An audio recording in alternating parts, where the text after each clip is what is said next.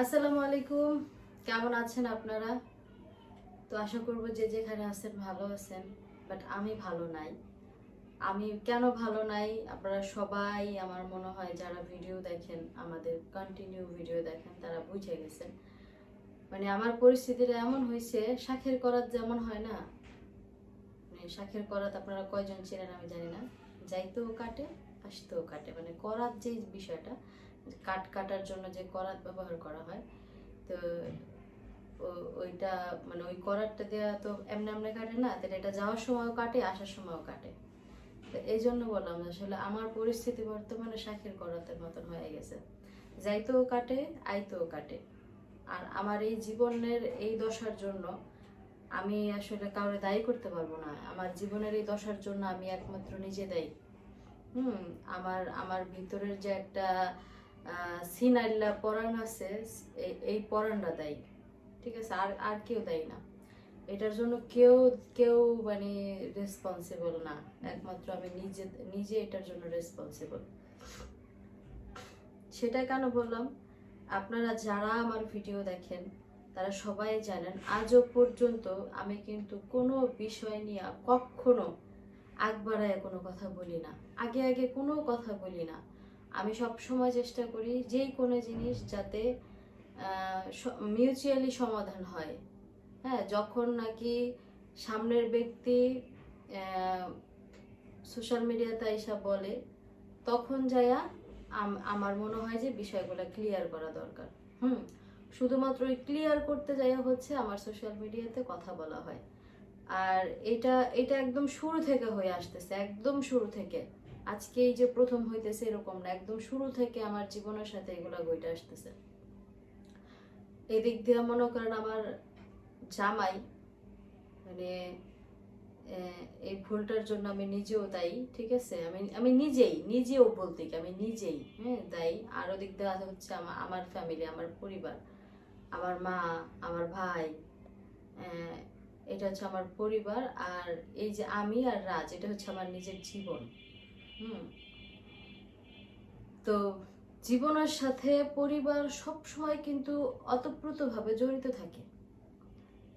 যারা জীবন থেকে পরিবার ফালাই দিতে পারে বা ফালাই দিয়ে অভ্যস্ত, তারা হচ্ছে লাইফে ভালো থাকতে পারে। বাট আমার মতো যারা সিনাল, যারা খারাপ, হ্যাঁ, তারা তো আসলে এগুলাতে অভ্যস্ত না, তারা তো এগুলো করতে পারবে না। তারা তো মানে তাদের দ্বারা তো এগুলো কখনোই সম্ভব না। প্রথমে আসি আমার পার্সোনাল, মানে আমার যে পরিবার, সেই পরিবারের ব্যাপারটা নিয়ে প্রথমে কথা বলি, তারপরে না হয় রাজের ব্যাপার নিয়ে কথা বলি। আমার পরিবারের মানে আমি এই পর্যন্ত যতবার ভালো চাইতে গেছি না, ততবার মানে আমার পরিবারের খারাপ হয়েছে। মানে আমি আমার পরিবারের মানুষের কাছে খারাপ হয়ে গেছি। এখন মানে আমার এই পর্যায়ে এসে মনে হয় যে আমার জীবনের একদম শুরু যেদিন থেকে, মানে ধরেন আমার যখন হচ্ছে গিয়া কত ক্লাস 5-এ পড়ি, তখন থেকে আমার জীবনের স্ট্রাগল শুরু হয়েছে আমার পরিবার নিয়ে। কি ধরনের স্ট্রাগল? যখন ক্লাস 5-এ পড়তাম, তখন আমার মা কাজে যাইতো, আর আমার মা হচ্ছে বাসায় মেস খাওয়াইতো, মানে ছেলেদের খাওয়াইতো। তারপর আমাদের বাসায় গার্মেন্টসের মেয়েরা থাকতো, গার্মেন্টসে চাকরি করতো, ওরা হচ্ছে প্রায় 3-4 জন সবসময় থাকতো আমাদের বাসায়। এটা আমি একদম ছোটবেলা থেকে দেখে আসছি যে আমাদের বাসায় আমরা শেয়ার না হওয়ার আগ পর্যন্ত, মানে যতদিন পর্যন্ত আমরা নিজেরা আর্নিং করা না শিখছি, মানে আমি বিশেষ করে আমি আর কি আর্নিং করা না শিখছি, ততদিন পর্যন্ত দেখছি যে আমার ফ্যামিলিতে 2-3টা গার্মেন্টসের মেয়েরা সব সময় থাকতো। আর হচ্ছে আমার মা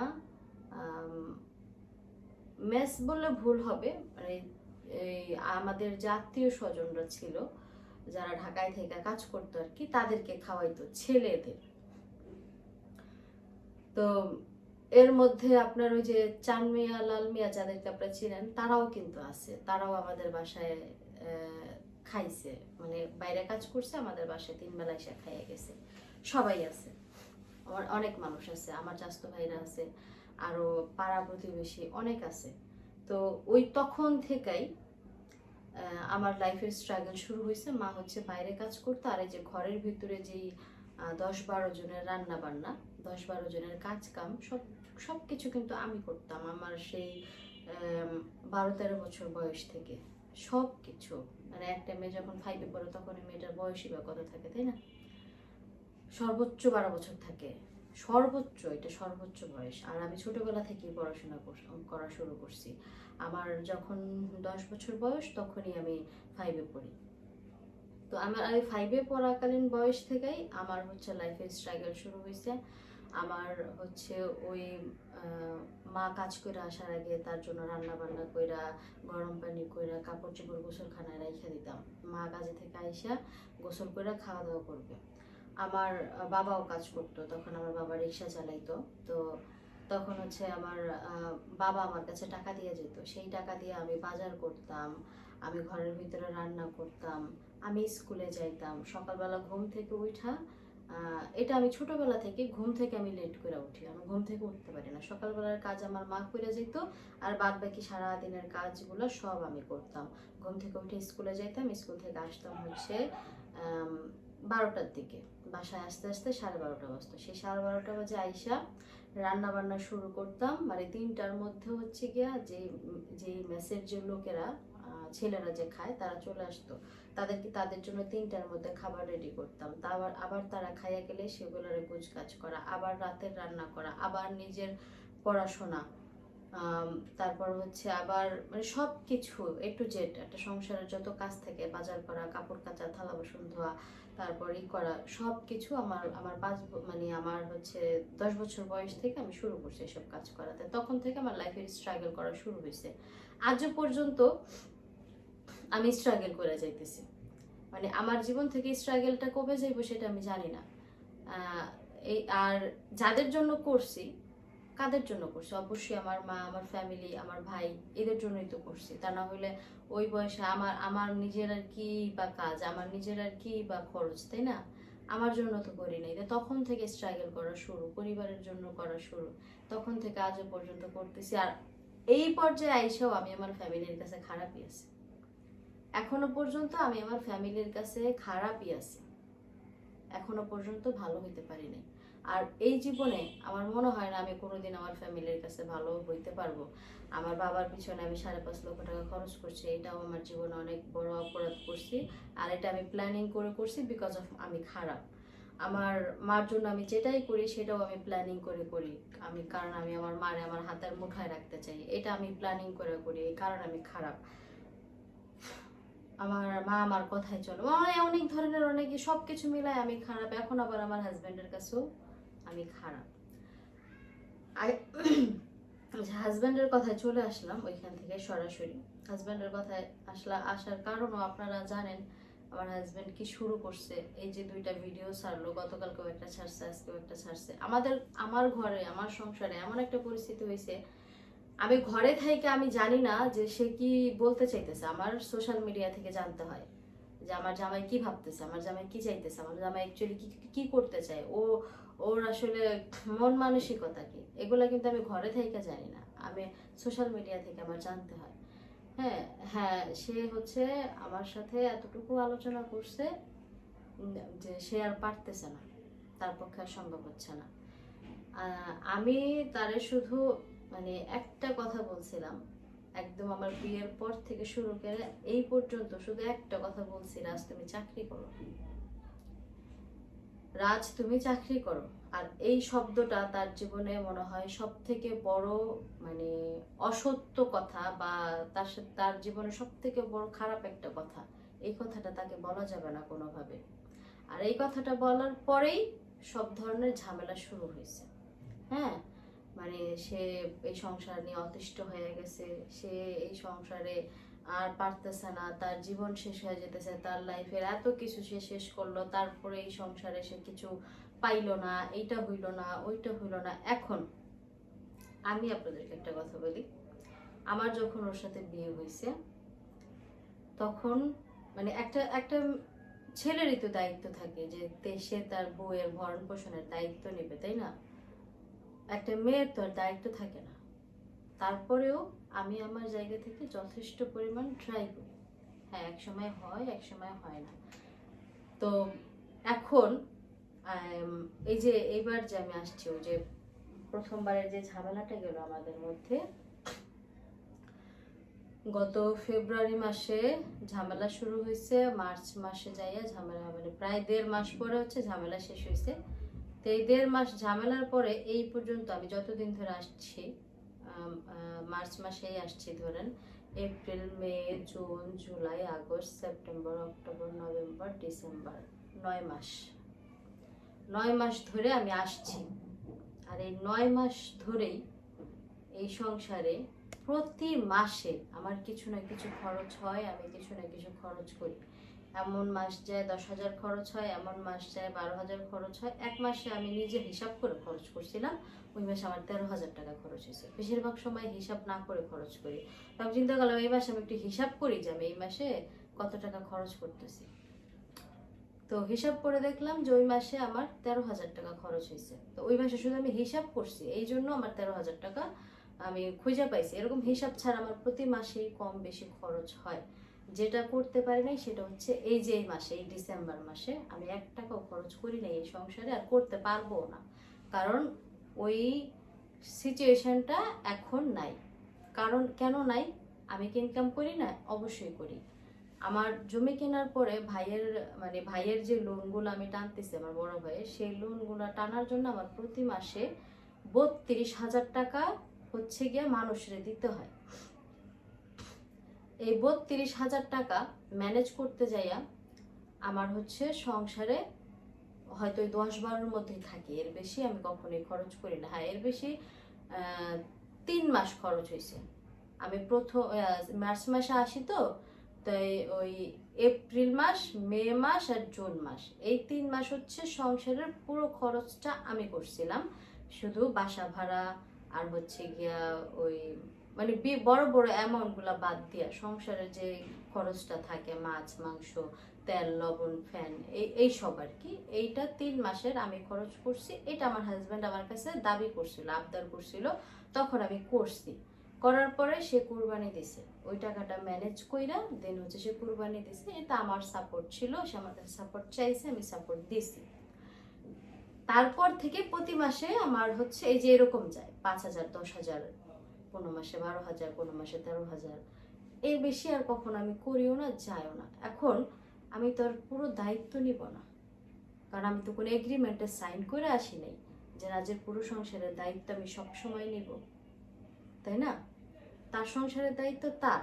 হ্যাঁ, আমার এখান থেকে আমার ফ্যামিলির পিছনে বেশি খরচ হয়, কারণ একটা ঝামেলার মধ্যে আছে। এই ঝামেলাটা যখন শেষ হয়ে যাবে তখন তো আর হবে না। আর তখন এই যে আমি এই সংসারের জন্য সব খরচ করব, এরকম কোনো কথাও তো আমি কখনো দিব না। কারণ এরকম কথা দিয়ে আমি বিয়েই বসি নাই, তাই না? সংসারের খরচ করার দায়িত্ব তার। এখন সে যদি মনে করে যে সে এইখান থেকে সে এটা পারতেছে না, সে সব বিক্রি করে ফলাইবো, আমার কোনো সমস্যা নেই। কারণ এই ঘরের ভিতরে যে ফার্নিচারগুলো আছে এগুলো কিচ্ছু আমার না, আমার বাবার বাড়ি থেকে আমি কিছু নিয়ে আসিনি। যেগুলো বাবার বাড়ি থেকে নিয়ে আসছিলাম সেগুলো সে বাবার বাড়িতে ফেরত দিয়ে দিছে। এখন এই সংসারে যা আছে তার কিছুই আমার না, সব কিছু রাজের। আর রাজের দায়িত্ব আমারে মানে লালন পালন করা, আমারে ভরণ পোষণ দেওয়া। সেটা যদি ও আমারে এই বিল্ডিং বাসায় রেখাও করে তাতেও আমার কোনো সমস্যা নাই। আবার ও যদি চিন্তা করে যে আমারে ওই যে 5 জনের সাথে বাসা নিয়ে দিব, তাতেও আমার কোনো সমস্যা নাই। কারণ আমি ছোট থেকে কষ্ট করে বড় হয়েছি, আমার কষ্ট করার অভ্যাস আছে। আমরা ঢাকা শহর প্রথম যখন আসি তখন আমরা 36টা ভাড়াটিয়ার ভিতরে ভাড়া ছিলাম। হ্যাঁ, তারপর ওইখানে ছিলাম প্রায় 9 বছর। তারপরে যখন একটু মানে আমি বড় হয়েছি আর কি, ওই যে যখন থেকে স্ট্রাগল করা শুরু করলাম, ওই সময়টা হচ্ছে গিয়ে আমরা ছিলাম কয়জন ভাড়াটিয়া, এই পাশে হচ্ছে 6টা, এই পাশে হ্যাঁ 12টা ভাড়াটিয়ার মধ্যে ছিলাম। 36টা ভাড়াটিয়ার পর তারপর গেছি 12টা ভাড়াটিয়ার মধ্যে, তারপরে গেছি 3টা ভাড়াটিয়ার মধ্যে, তারপরে গেছি আবার সেই 19টা ভাড়াটিয়ার মধ্যে। তো এইভাবেই কিন্তু আমরা বড় হয়েছি। সুতরাং ভাড়াটিয়াদের সাথে থাকতে আমার কোনো সমস্যা নেই। ও যদি মনে করে যে ও আমার বস্তিতে রাখবে, তাতেও আমার কোনো প্রবলেম নাই। আমার বস্তিতে থাইকে আমার অভ্যাস আছে, আমি উঠেই আসছি বস্তি থেকে। হ্যাঁ, তার যখন আমরা বড় হয়েছি, আমার বিয়ে হয়েছে, তারপর হচ্ছে আমার বড় ভাই বিয়ে করছে। বড় ভাই বিয়ে করার পরে যাই আমরা ফ্ল্যাট বাসা নিয়ে থাকছি। তার আগে কিন্তু আমরা ফ্ল্যাট বাসায় ছিলাম না, যেটা সত্যি কথা সেটাই বলি। নাহার ভাবিরে আমাদের বাড়িতে বউ করে আনার পরে যাই আমরা ফ্ল্যাট বাসায় নিয়েছি, কারণ তখন আমাদের বাসায় আলাদা রুম লাগবে।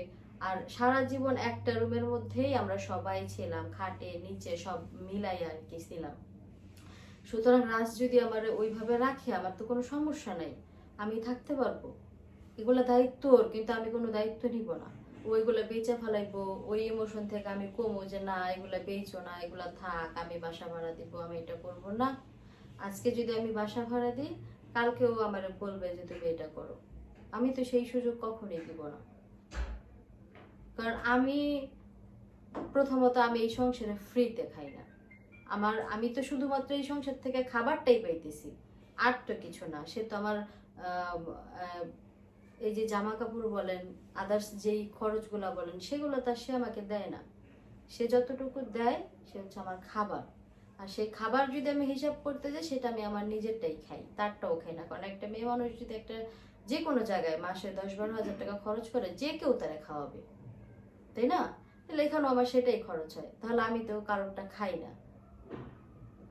যদি বলে সে আমার খাওয়ায়, সে তারটা খায়, আমি আমারটা খাই। হ্যাঁ, আমি কি করি, সে আমার এখানে রাখছে, আমি এখানে ফ্রিতে থাকতেছি। হ্যাঁ, এখন আমি যেহেতু তার বউ, এতটুকু বেনিফিট তো আমি নিবই। এখন সে যদি আমাকে এখানে রাখে ভালো, আমি এখানে থাকবো। আর যদি সে মনে করে যে না এখানে সে আমাকে রাখবে না, সে উপস্থিতি নিয়ে রাখবে, আমার সমস্যা নেই, আমি উপস্থিতি থাকবো। এই এসি তার, এই ফার্নিচার তার, সে যদি বিক্রি করে আমার কোনো সমস্যা নাই। কারণ আমি সারা জীবনে কোনোদিন এসিতে থাকি নাই। এই 2 দিন ধরে এসিতে থাকার অভ্যাস আমার হয় নাই। এসিতে থাকার অভ্যাস হচ্ছে তার। সে এসিতে না থাকলে তার হচ্ছে গরম লেগে যায়, সে বমি করে, সে অস্থির হয়ে যায়। বাট আমার এই সমস্যা নাই। আমার এই সমস্যা আগেও কোনোদিন ছিল না, এখনো নাই, আর ফিউচারও হবে না ইনশাল্লাহ। আর আমি হচ্ছে কথা বলতে গেলে দোষ হয়ে যায়, আর এই জন্য হচ্ছে আমি বেশি কথা বলবো না। আমি জাস্ট এতটুকুই বললাম। এরপরেও যদি আরো অনেক কথা আসে, সেগুলোও আমি ক্লিয়ার করার জন্য আপনাদের কাছে আসবো।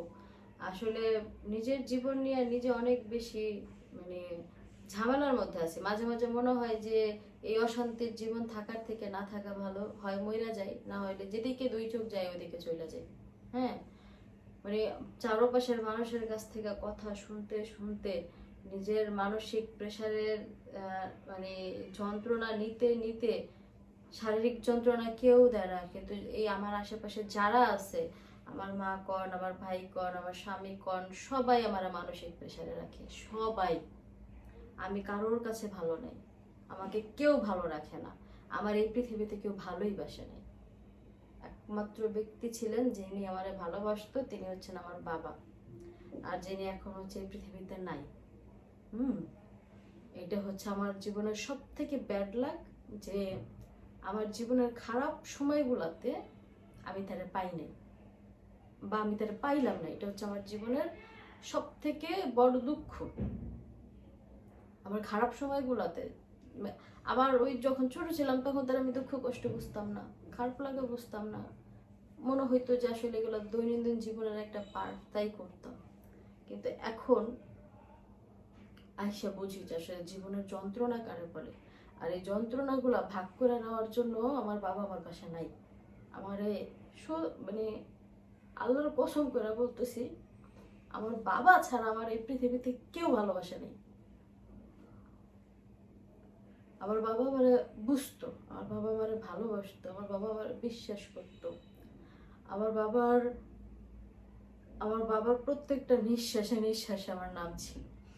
হ্যাঁ, তো কিচ্ছু এছাড়া না ভাইরা, না 2টা ভাই, না আমার স্বামী, না আমার মা, না আত্মীয় স্বজন, না পাড়া প্রতিবেশী মানছে বুঝে, বাট যাদের জন্য আমি করি তারা বুঝে নেই। এটা হচ্ছে জীবনের সব থেকে বাস্তব সত্য, যেটা আসলে আমি রিয়েলাইজ করি এখন আইসা। যাই হোক, আর কিছু বলবো না, সবাই ভালো থাকবেন। আজকের ভিডিওটা এই পর্যন্তই। আল্লাহ হাফিজ।